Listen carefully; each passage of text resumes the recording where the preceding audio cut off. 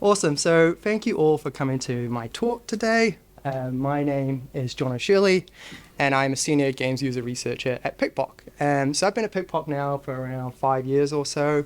I started when the company was around 80 or so people, and I was the only researcher there for a long time, mostly doing usability on multiple of our games over that time. But recently, PickPock has grown quite quickly, and we are over at double that amount now, well over double that. And we have a little whole research team, which are some here today. Cool. So today I want to share a study I conducted on a recent mobile game called My Cat Club. And I want to use My Cat Club as a case study of how we, as game developers, can use research to gather player data and analyze player data in a way to help us understand our players' journeys through our game. But first, I want to clarify what a games user researcher is, as there's not too many of us in New Zealand. So what is a games user researcher? Well, according to my LinkedIn, I put, we are responsible for analyzing player behavior and sentiment in order to make the best possible experience for our players. So essentially, we essentially collect player data by creating research studies. We then analyze that player data. We then deliver that data in a clear and effective way to our teams who can use that in their decision making. Our goal is for teams to use this data to iteratively improve designs, but also inspire new game designs. Some examples of these research studies, looking at this rather daunting looking graph here, basically we use different types of research studies and methods throughout our game development. From, on the x-axis there we can see envisioning, which is pre-production, all the way to release, which is live ops. Some of you might be familiar with such things as usability testing or play testing, maybe even came into our studio and done this before. Each one of these ways of getting data is called a method, and they all have their own strengths and weaknesses. So rarely throughout a game development product will we just use one of these methods. We'll actually use a mix of them, which becomes more of a mixed methodological approach. And I'll talk more about this later. Cool, and just quick shout out to my research team here. Shout out to Celia playing the bass. Wow. Sweet, so I don't have heaps of time, so let's get into it. So what is My Cat Club? Well, it's a mobile game. And I'll quickly read this out. So My Cat Club has you move into a stylish city apartment where you design your own cat sanctuary. Once you've settled in, you can snap photos of them looking adorable, doing silly things, and you share them with the world. Renovate and decorate your apartment with a wide catalogue of furniture. Define your style from sleek and Scandi to mid-century modern. Set the stage for your feline photography endeavors. Check what's trending. Pose your cat and capture the perfect photo. And then it says, post your pics to your profile and grow your popularity. Become a global influencer. Befriend the neighborhood for cats and raise a feline family. Breed all different kinds of cats. Cool. So the game includes elements of building and customizing the home through gathering resources. A camera toy for taking photos of your cats. A brief narrative over the whole thing about becoming a cat influencer. And also breeding cats. So at this point, when this research study occurred, the game is soft launched. So it means it's in a select few countries, and we are getting some live audience data from our actual players, just a small amount of that though. And the team has made good progress in fleshing out the game into a continuous experience, we can see here, with the intended game loops, and we're kind of assessing those player metrics come in. Now, at PickPock, we're huge fans of analytics, and even in research we are, but we believe that at this point, analytics alone wasn't necessarily going to paint a full picture of the player experience, and not necessarily answer why certain areas are performing better or worse, or even attitudes towards our game. Up to this point, much of the research we had conducted was those kind of 45 minutes to an hour usability testing, where you kind of observe someone play the game in a one-on-one setting. If you want to know more about that, check out Josh Connolly's talk at 4:30 today. He'll go into much more detail. But up to this point, we had a good understanding of that kind of 45 minutes or so. But we weren't really sure what was beyond that. We didn't know what the player experience was going forward. Hence the name of this talk, Beyond the First Hour. And yeah, to do this, we're going to have to utilize some other research methods. Cool. So what did I propose? A diary study.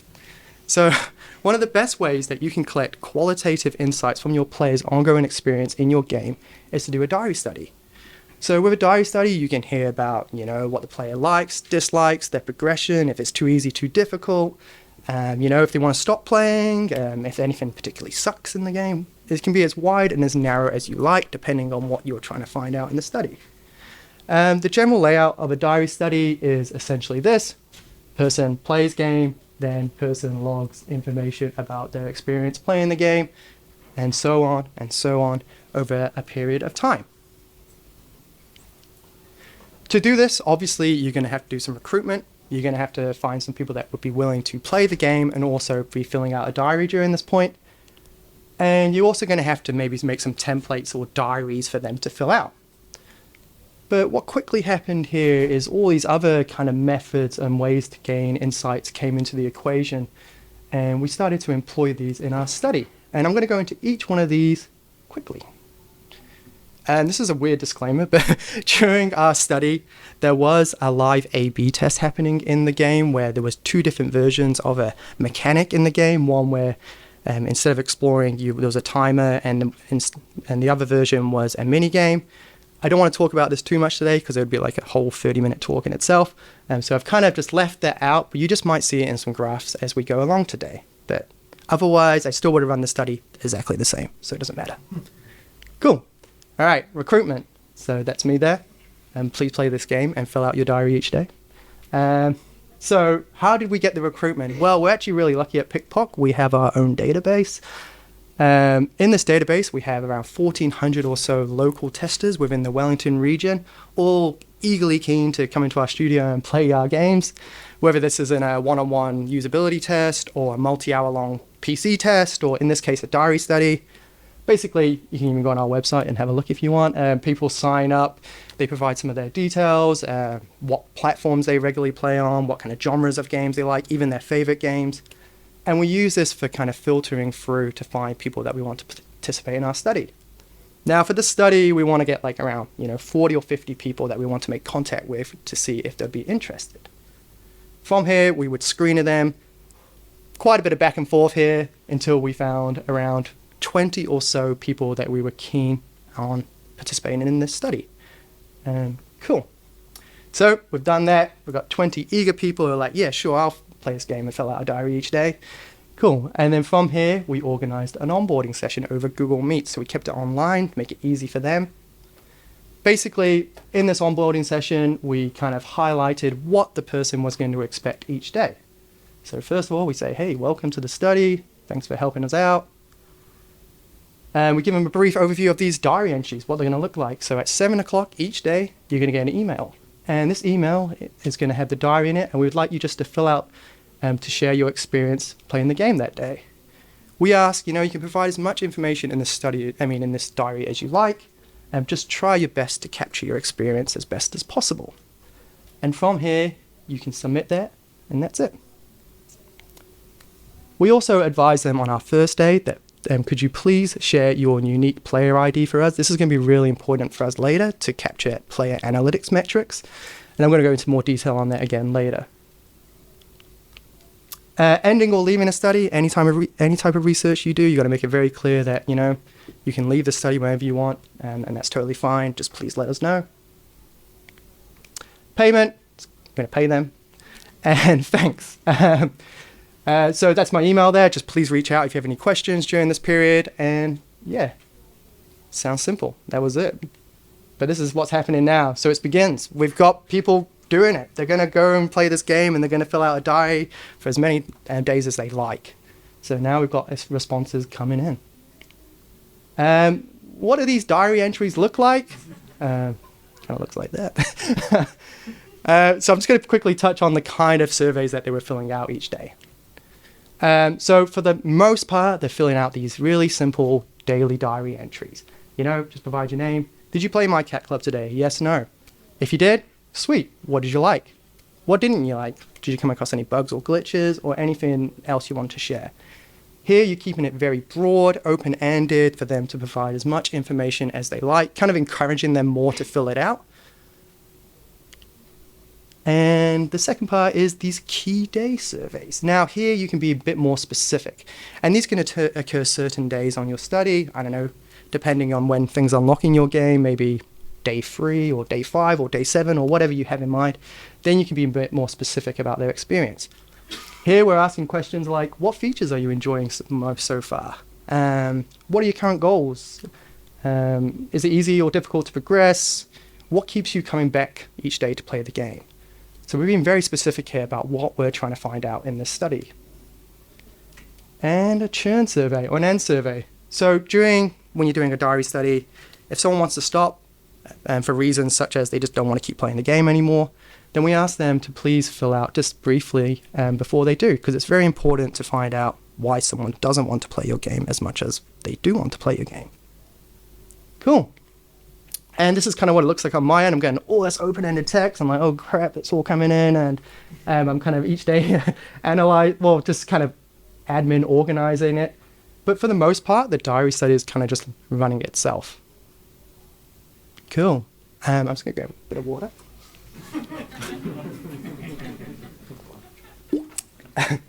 Now, towards the end of the period of time that people play in your game, you really want to consider potential final interviews. So this is when you get a select few group of players who are participating in your diary study and ask would they be interested in having a one-on-one chat with you in an interview-like setting. This is a really good opportunity for you to go in deep on the player experience and also to get further clarification points about things that they commented on during the diary study period. So I will suggest in this point that it's good to interview as many people as you can, but it really depends on your resources and the size of your study. I did 20 people, which was quite a lot, and I was doing most of the interviews myself, so I was like 10, and I was like, maybe 10's way too many, so I'm going to do 8. And for this, you want to interview people who obviously had both a positive and a negative experience. And I kind of organized it like this. I kind of had 8 here in total, and I kind of organized it, the green at the top there. I'm like, okay, this person seemed to really like the game. She had some really positive feedback throughout. And then I was like, below that, I was like, they enjoyed the game. There was a couple of issues, and then okay experience, and a bit towards the negative. And then finally, someone who just generally had quite strong frustrations towards the game or was bored.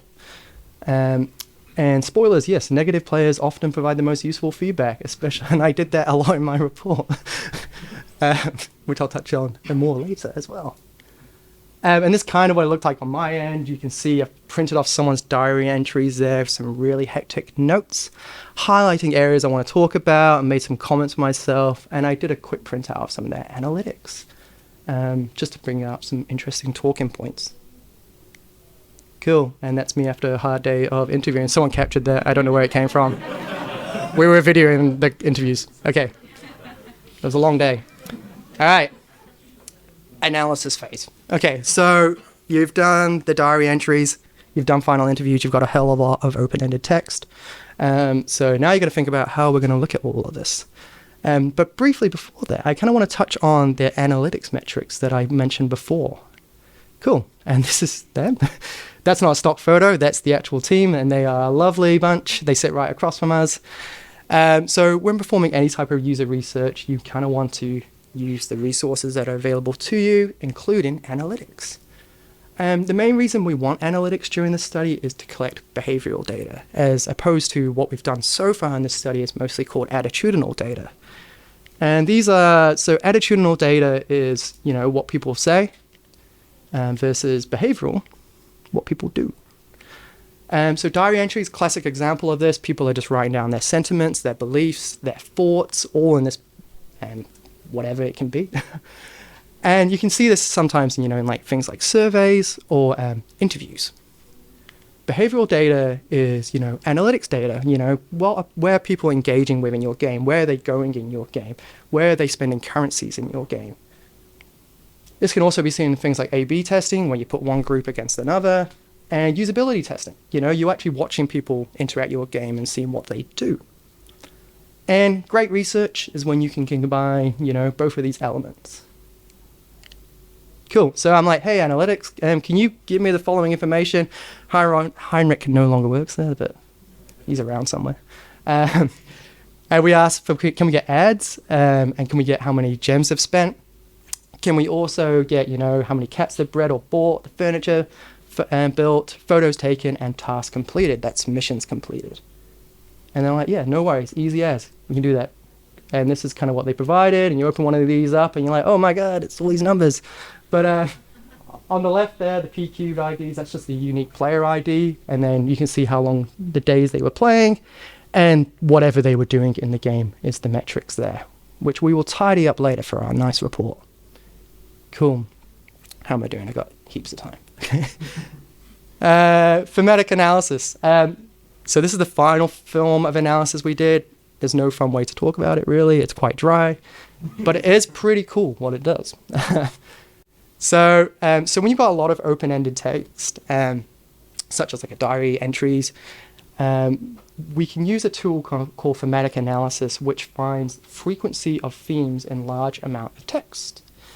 So in this example here, you see qualitative data, that would be i.e. diary entries or final interviews, and codes, we give that codes, and by codes that means you're selecting sentences, themes in a text, and from that it creates more themes about what we're seeing in the game. I'll show you even more detail on this. Cool. So this is NVivo. It's a very sciencey tool. If you're into analytics or research, you might know it. It's a bit nerdy, but we give it things like quotes on breeding, quotes on cat variety, quotes on graphics, for example, and we're kind of teaching it what to find in the text. And over time, it's like, sure, I'm starting to understand this, and then we auto code it, and it spits out something that looks like this. Here we are seeing little quote text in the game, and we're also seeing the amount it is being mentioned. It kind of looks like this. So this is the negatives, seeing things like slow game progression, repetitive and boring, too much currency, UI issues, etc., etc., etc. And now we can see how much this is occurring in our open-ended text. So we're going to use this information again in our final report. Cool. So we've done it. We've conducted a research study and we've analyzed the findings. Now we need to think about how we're going to deliver this data in a clear and effective way to the team so they can use that going forward. So we did a very short, brief kind of statements like this, for example. We were like, you know what? Players love taking photos of their cats. They want more photo-taking opportunities to do this, and they want to capture fun moments and take more cat photos. How do we know this? Well, it was brought up all the time throughout the diary study. And it's the one thing that players kept saying they wanted to do more of in the game. This was maybe due to the usability of the camera, they were saying, the problem solving of taking photos, and also it's a nice moment to bond with their cats.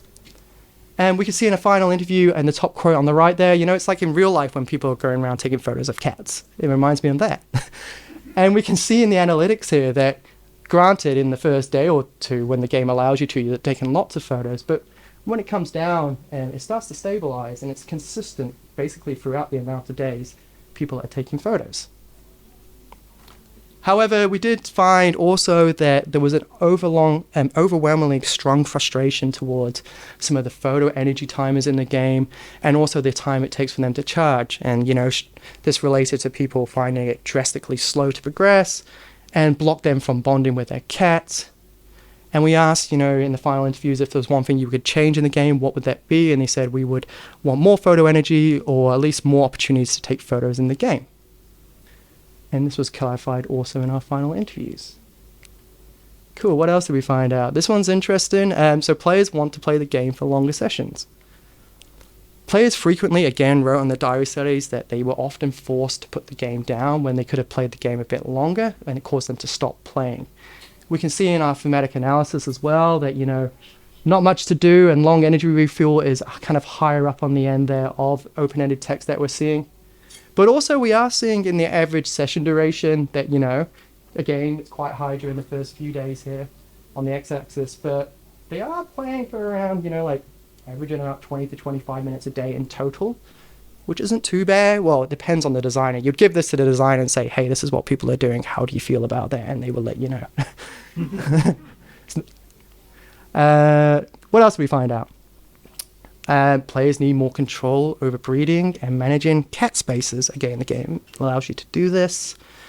And how do we know this? Well, if your players felt they had little control over breeding and the breeding outcomes of the cats. Again, cat genetics is appearing as a negative more and frequently throughout.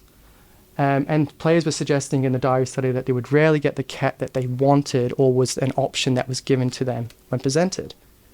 Someone's saying here in the final interviews, I understand it's the luck of the draw, but I just I'm entirely sure what the point is. And we can see in the analytics metrics as well, again, granted in the first day or two it's quite high, but then it just kind of drops to like 0.5. It means like hardly anyone's doing it really. Cool. And players need more interesting tasks to complete.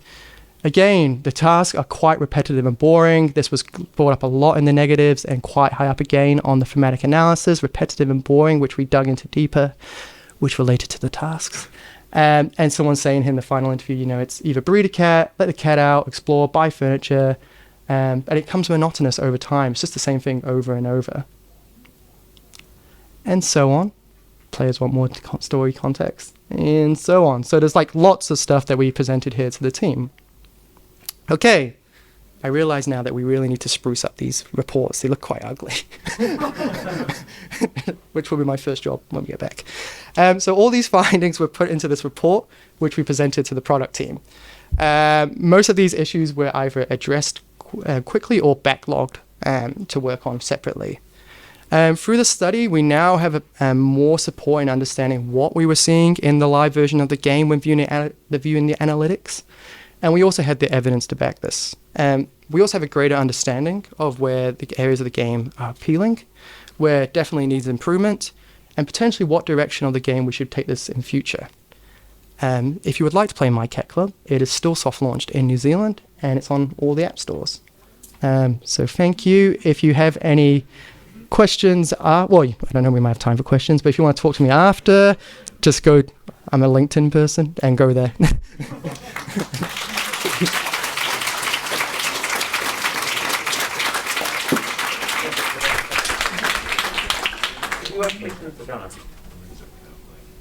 Yes. Thank you.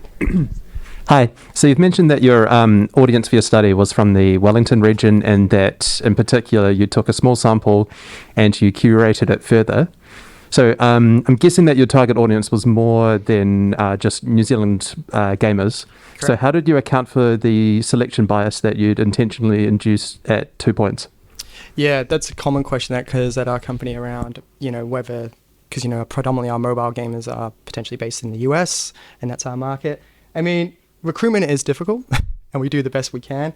We did find people that had similar reference titles to this in the database. So we try to get as close as we can to someone that would be the kind of person that would be the person to download this game. Cool.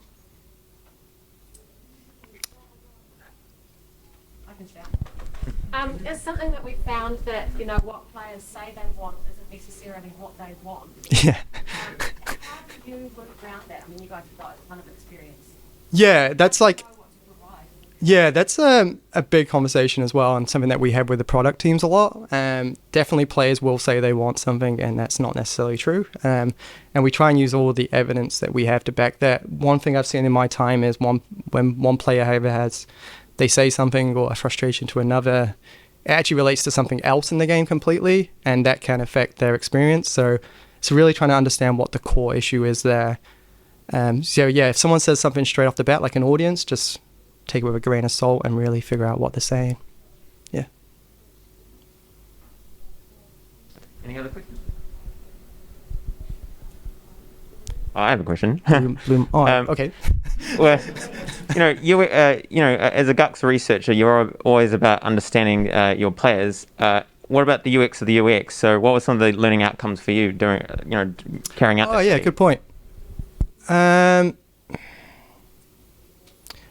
We actually talked about this, and I can't really think about things I would have changed. Josh, you got your hand up. I know one change we made. Oh, okay. Yeah, just speaking on that, I know one change was sort of how we populated the spreadsheets with the data. It can be quite labor intensive. So in the future, we're sort of thinking about ways we could have that automatically populated into the database, because for a while it was done manually, which was a bit of a cabbage. Automation is key, if you can.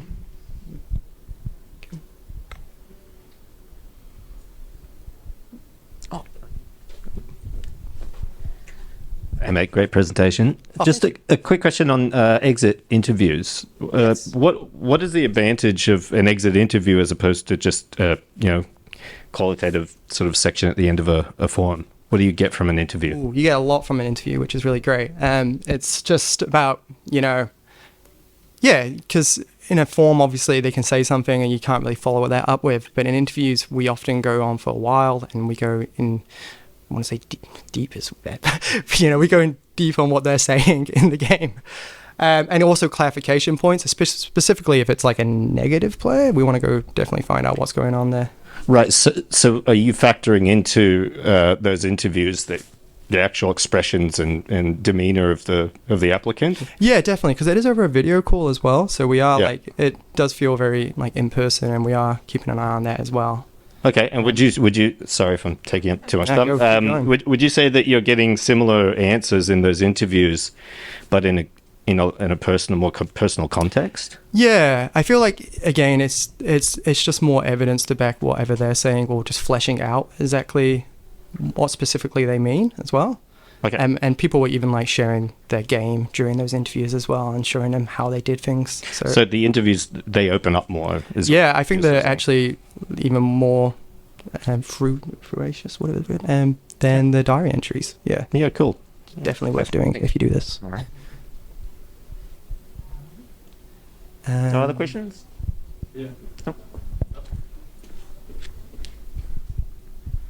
Hey there, thanks for the presentation. How do you find the balance between, I guess, yourself and the product team? I guess very customer focused. They don't want energy, but they obviously need to make money. So how do you find that balance? Oh, you're talking about like energy in the game? Yeah, for example, the energy. Yeah. No one wants energy, but they need to make money. Oh yeah, we saw someone the other day say like they want 5,000 gold or something, and it was like, that's not going to happen. No, it is, again, a fine balance. And this is like when you look at the analytics data, there may not be potentially an issue that you're observing there, but when you actually talk to a number of people that have played your game, there is a strong frustration there. So again, it is this balance when working with our game designers about, hey, and there's a bit the pushback there as well, of like they feel like they shouldn't change it, but we're trying to enforce that, hey, like from a play perspective, this isn't a good experience, or we should change it. It's a case-by-case basis, but we just try and we use evidence, obviously, a lot to try and focus on what we're saying. We're not making this stuff up. This is coming from somewhere, and we are, showing that to them. Question? You can just yell, probably. Sorry, Becky. Hi. Oh, yeah.